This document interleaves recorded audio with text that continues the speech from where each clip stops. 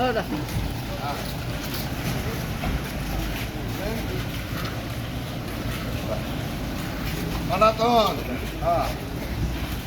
একদম সনাতন হিন্দু একদম।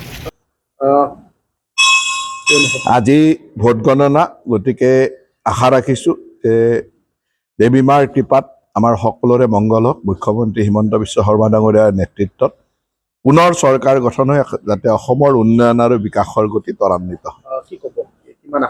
চাওক, এতিয়া নিৰ্বাচনৰ আৰু 4-5 ঘণ্টাৰ পিছত ৰিজাল্ট ওলাবই। গতিকে এতিয়া আৰু আশা হিচাপ এইবিলাকৰ কথা নাই, এতিয়া বাস্তৱলৈ আহিব লাগে আৰু সমান সময়ৰ পিছতে বাস্তৱটো গমেই পাম।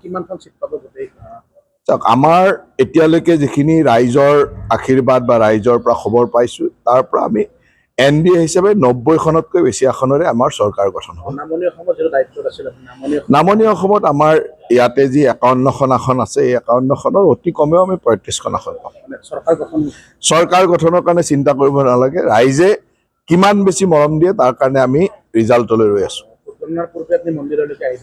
প্ৰতিটো শুভ কামৰ সময়তে মই বালিলেচা কালী মন্দিৰলৈ আহোঁ আৰু এই বালিলেচা কালী মন্দিৰে মোক বহুত সাহস প্ৰেৰণা দি আহিছে। গতিকে আজিও দেৱী মাৰ আশীৰ্বাদ ল'বৰ কাৰণে আহিছোঁ।